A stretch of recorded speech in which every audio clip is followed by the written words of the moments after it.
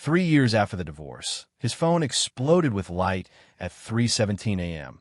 A call that would force him to choose between the peace he'd fought so hard to build and the woman dying 6 hours away. But what he discovered in that hospital room wasn't gratitude or closure. It was something that would unravel everything he thought he knew about moving on. March 15th, 2024, 3:17 a.m. David Chun had been free for 3 years. Free from the screaming matches that shook their apartment walls. Free from Rachel Martinez, the woman he married under a canopy of wildflowers, the woman he divorced in a lawyer's office that smelled like stale coffee and regret. He'd moved 800 miles to Boston, deleted every photo, blocked every mutual friend. He hadn't heard her voice in over 2 years. Their last words were through lawyers. Cold, businesslike, splitting a decade into boxes and bank statements. Then his phone shattered the silence. Unknown number. Pennsylvania, area code. Every instinct screamed, don't answer. But his hand moved anyway. Is this David Chun? David Chun, who was married to Rachel Martinez. A woman's voice, professional, but with an edge of desperation that made his stomach drop. This is Nurse Williams from St. Mary's Trauma Center. Rachel was in a severe accident 2 hours ago. She's in emergency surgery right now. A pause that lasted forever. One kidney was destroyed. The other is failing. She needs a transplant within 12 hours, or she will die. The room tilted sideways. You're O positive. You might be compatible. You might be your last hope. David's mouth went dry. I live in Boston. That's 6 hours. There's a 6 a.m. flight. I need you on it. I need your answer right now, because she doesn't have time. The line went dead. David sat frozen, phone still pressed to his ear, staring at the darkness of his carefully rebuilt life. 3 years of therapy. 3 years convincing himself he'd made the right choice walking away. And now this one call was asking him to cut himself open, literally give a piece of his body, to save the woman he'd spent 3 years trying to forget. He had less than 2 hours to decide. Hit that subscribe button right now and drop a comment with the country you're watching from, because what David discovers at that hospital will make you question everything you thought you knew about second chances, and I promise you, no one sees this ending coming. David had built his Boston life brick by careful brick. The apartment on Beacon Street with exposed brick and morning light that never quite reached the back bedroom. The consulting job that paid well and demanded nothing emotional. And Amanda, sweet, uncomplicated Amanda, who worked in marketing and laughed at his jokes and never, ever asked about his past. She was asleep in his bed right now, her blonde hair spread across the pillow where Rachel's dark curls used to be. Amanda didn't know he still woke up sometimes at 2 a.m., remembering the sound of breaking dishes. She didn't know about the night Rachel had screamed, "You care more about your goddamn spreadsheets than starting a family," while he'd stood there, silent, because she was right, and he couldn't admit it. The fights had been volcanic. Rachel wanted kids immediately. She was 28 and her biological clock was ticking, she'd said. David wanted to wait until they'd saved enough, until his career was stable, until the fear of becoming his own father, broken, bitter, had loosened its grip on his throat. "You're always waiting," Rachel had sobbed during their last real conversation before the lawyers. Waiting for the right time, the right moment. But life doesn't work like that, David. Life happens while you're busy making plans. He'd filed 2 weeks later.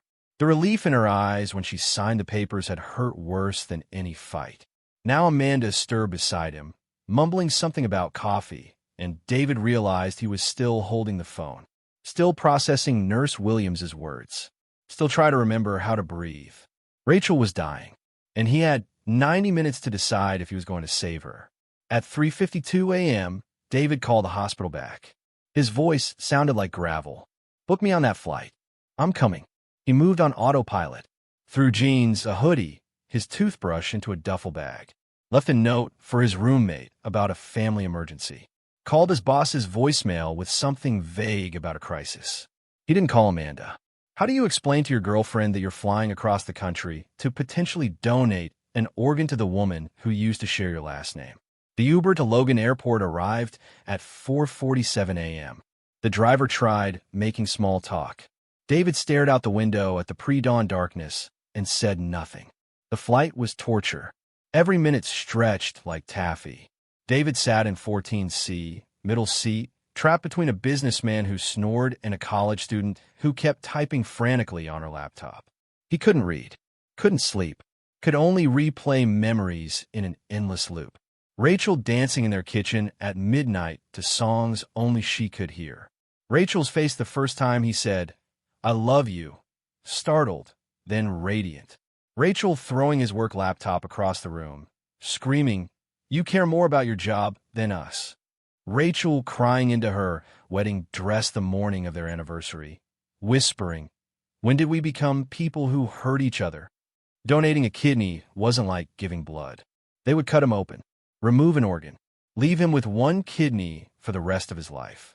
Weeks of recovery, permanent lifestyle changes, all for a woman who wasn't his anymore. A woman who'd probably moved on, probably had someone new, probably never thought about him except when signing tax returns. The plane landed at 9:47 a.m. David ran through the terminal like his own life depended on it. St. Mary's Hospital smelled like antiseptic and desperation. At reception, they were expecting him. A nurse with tired eyes and a kind smile led him down fluorescent-lit hallways to a private consultation room where Dr. Patel waited. She was early 50s, calm in a way only someone who'd seen everything could be. "Mr. Chun, thank you for coming. Let me be direct. Rachel's remaining kidney is at 12% function and dropping.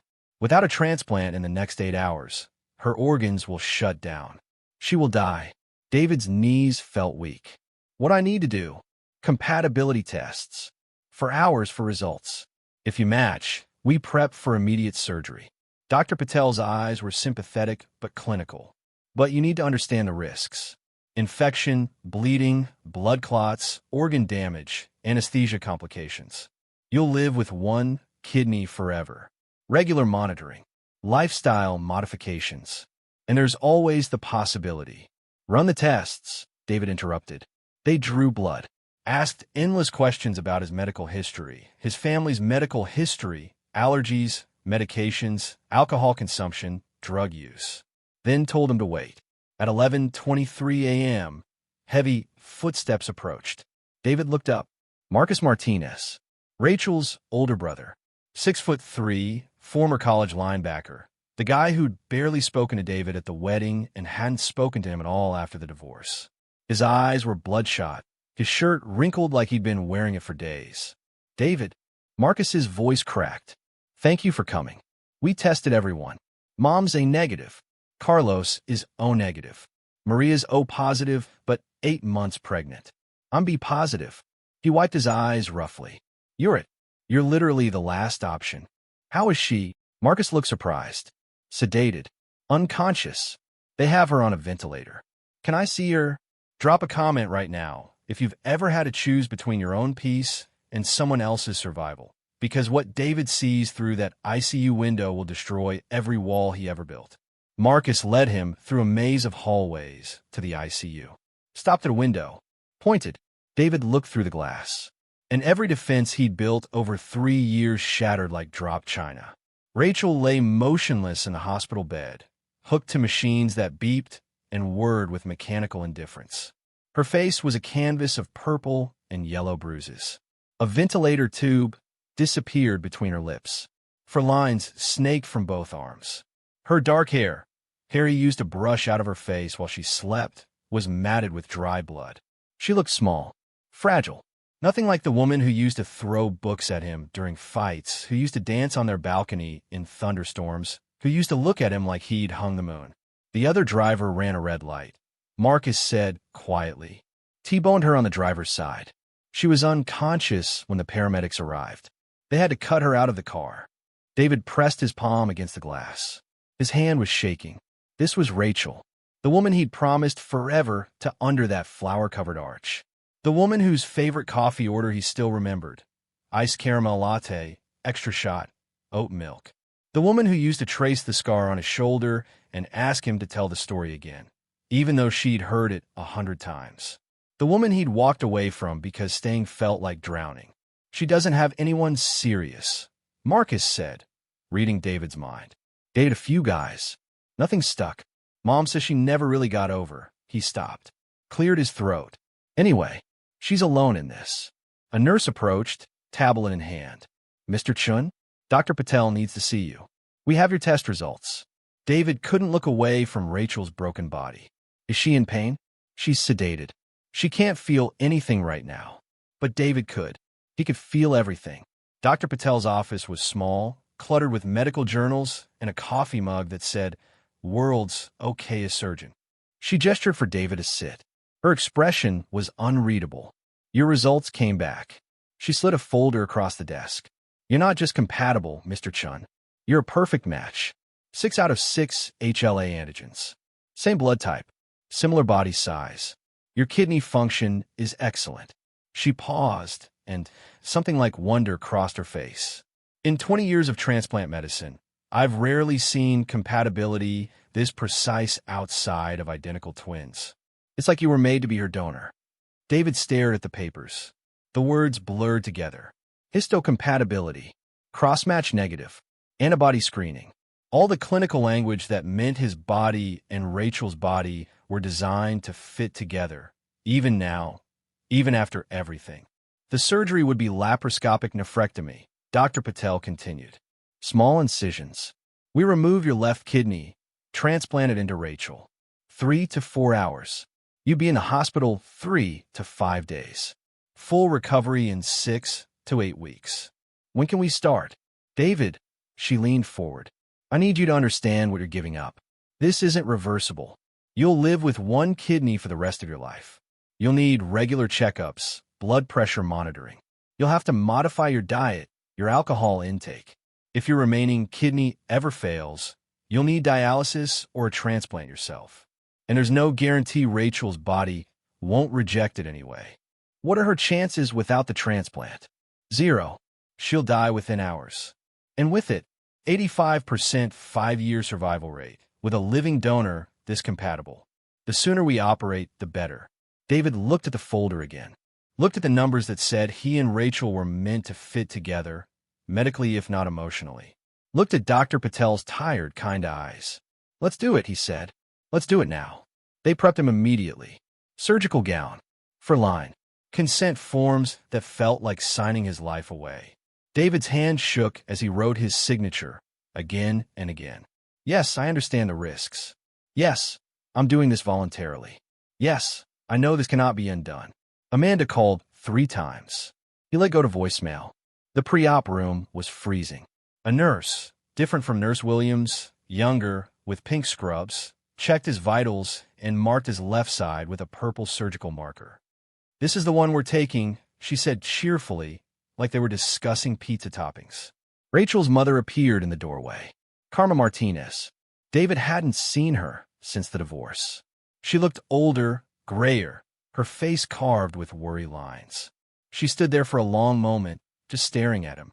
Mrs. Martinez, David started. I called you selfish once, she interrupted, voice thick. After the divorce, I told Rachel she was better off without you, that you only cared about yourself. Tears spilled down her cheeks. I was wrong. I was so wrong. You didn't have to come. You don't owe us anything. But you're here. You're saving my daughter's life. She grabbed his hand. Thank you. Thank you. I'm sorry. For everything I said. For everything I thought. Thank you. David couldn't speak. Could only nod. The anesthesiologist arrived, a calm man with a Scottish accent who explained what would happen. You'll feel a bit cold, then you'll wake up in recovery. Count backward from 10 for me. David started counting. 10, 9, 8. He thought of Rachel dancing in their kitchen. 7, 6. Rachel signing divorce papers with shaking hands. 5, 4. Rachel lying broken in the ICU. 3, 2. Rachel alive. 1. David woke up to pain. Not the sharp, screaming kind, the dull, throbbing kind that meant something important had been taken. The recovery room was dim, quiet except for the steady beep of monitors. A nurse checked his vitals, smiled, said something about the surgery being successful. David's mouth was dry. His left side felt like someone had hollowed him out. Rachel, he managed to croak. The transplant went perfectly. Her body accepted the kidney immediately. She's in recovery now. Time moved strangely. David drifted in and out, painkillers making everything soft and distant. He vaguely remembered a doctor saying something about his kidney starting to produce urine within an hour. A miracle, they called it. A perfect match. Then, through the fog, he heard wheels. The soft squeak of a hospital bed being moved. David forced his eyes open. They were wheeling Rachel past his room. She was awake, barely, eyelids heavy with medication, oxygen tube under her nose instead of down her throat. Her face was still bruised, but there was color in her cheeks. Pink, alive. Their eyes met for exactly 2 seconds. Rachel's lips moved. No sound came out, but David could read the shape of the words. Thank you. Then she was gone, wheeled past his doorway, back to her own room where her family waited, where her life without him, her life he'd just saved, would continue. David closed his eyes, felt the hollow space where his kidney used to be, felt something else hollow, too, something in his chest that surgery couldn't explain. He'd given her a piece of himself, and now he had to figure out how to live with that. 6 months later, David stood in the back row of a vineyard in Pennsylvania, watching his ex-wife prepare to marry someone else. It was a perfect autumn day. Golden light, rows of grapevines heavy with harvest, white chairs arranged in neat rows. Rachel had sent him an invitation, handwritten, with a note that said, "I couldn't do this without acknowledging you. I understand if you don't come." He'd almost stayed in Boston. Amanda had certainly wanted him to stay. They'd broken up 2 months after the surgery, when she'd finally asked why he was so distant, and he'd had no answer that wouldn't hurt her. But here he was, in a charcoal suit that fit too loosely because he'd lost weight during recovery, watching Rachel in a dress the color of champagne, her dark hair swept up, bruises long healed. She looked radiant, happy, like she'd finally found what she was looking for. The music started, Canon in D, the same song they'd used at their wedding. Rachel began walking down the aisle on her father's arm. The groom, Tom something a lawyer Marcus had mentioned, good guy, stable, everything David hadn't been, waited at the altar with an enormous smile. Rachel moved closer, 5 rows away, 4, 3. Then she stopped, just stopped, frozen mid-step, staring at something, staring at David. Their eyes locked across the distance.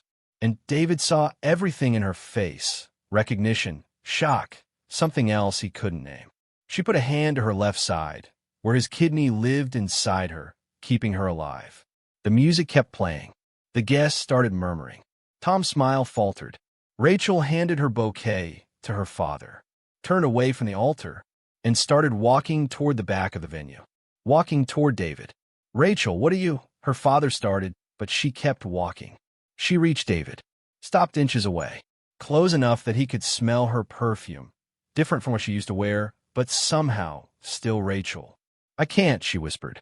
"I can't marry him, because every time my heart beats, I feel you. Every single beat. Your kidney. Your life. You inside me." Her eyes filled with tears. "I tried to move on. I really did. But I can't marry one man while another man's heart beats in sync with mine."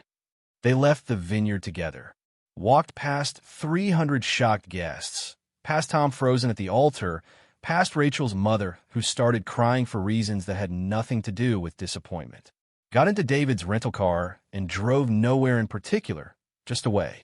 Rachel still wore her wedding dress. David still wore his too loose suit.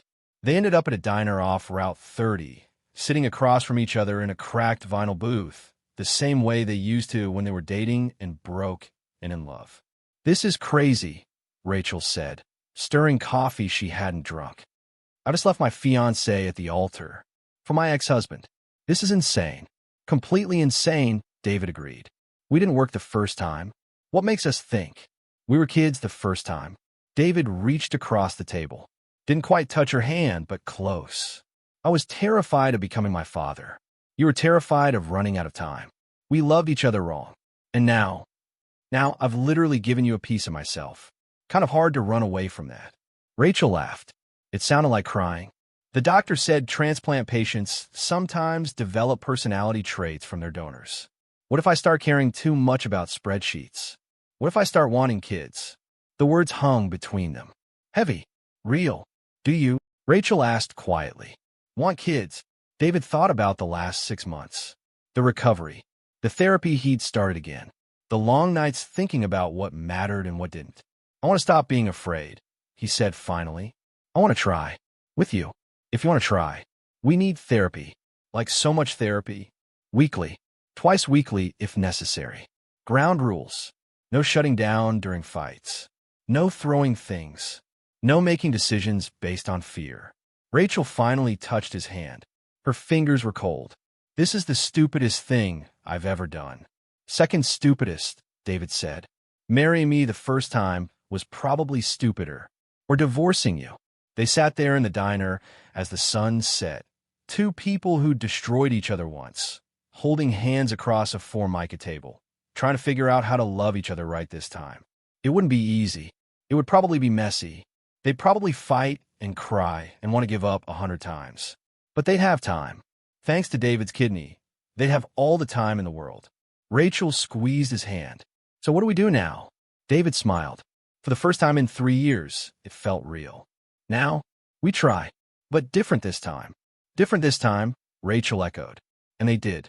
Subscribe if this story gave you chills. This is what happens when you underestimate the quiet ones. Share this with someone who needs to remember their power. Drop your country in the comments. Let's show the world that heroes come in all forms.